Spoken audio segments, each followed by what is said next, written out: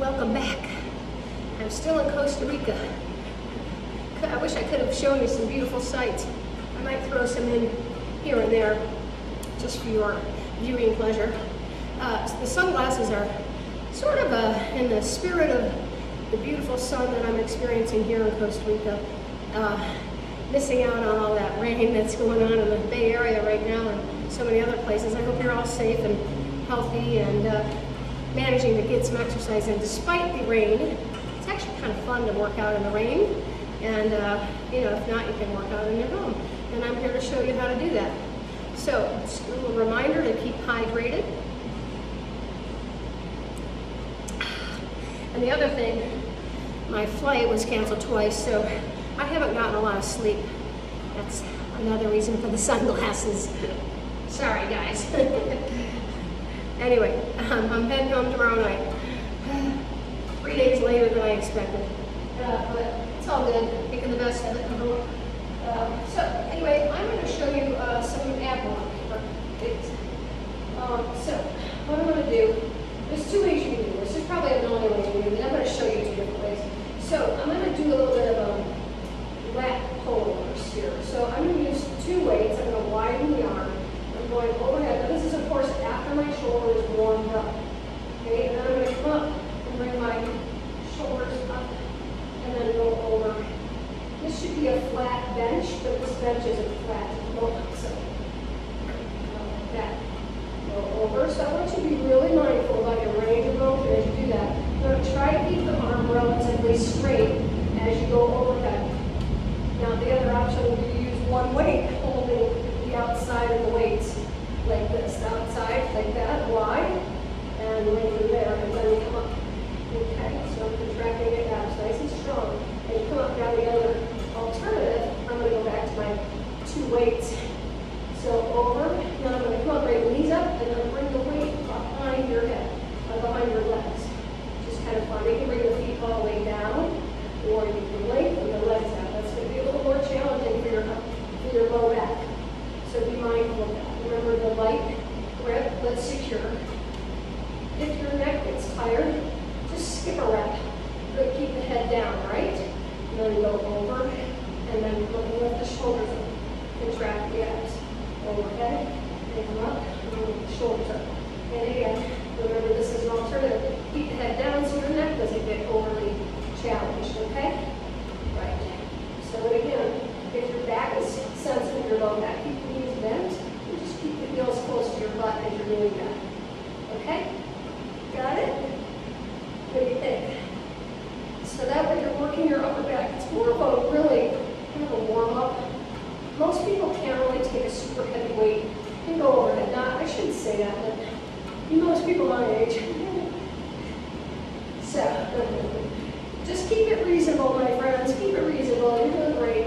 Okay, so I'm going to stop right about there. I'm going to pulse it right there. 1, 2, 3, 4. I'm going to keep your neck in a neutral position.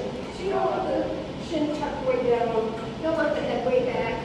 Just find it. Check in. There's a lot going on. So sometimes we forget to pay attention to our breath and pay attention to our alignment. So you keep the neck nice and neutral, and you should be okay. If that's too much, you can set the weights down mindfully at your side, and then bring your hands underneath the head, and then just lift the shoulders up and do something more like that. Okay. And then while we're here, do a little bit of a scissor, scissor with shoulders up, scissor, scissor. This way you're moving from the hip flexor, not having the knee bent. And then you can also have your head down and still working the lower part of the abs. If you're a little more advanced, bring those legs down, then bring them back up. You can bring them back down, bring them down, and then bring the knees in. It's a little bit easier on the back. So down, bring the knees in. You can have your head off the mat, or you can keep the head down if you need to let your neck rest a little bit. Okay, you can do a little bit of each. So many options. Now we can go down, hold here. Now if your back feels uncomfortable with this position, bring your thumbs underneath your hips, and then we're going to do a little flutter here. Little flutters. No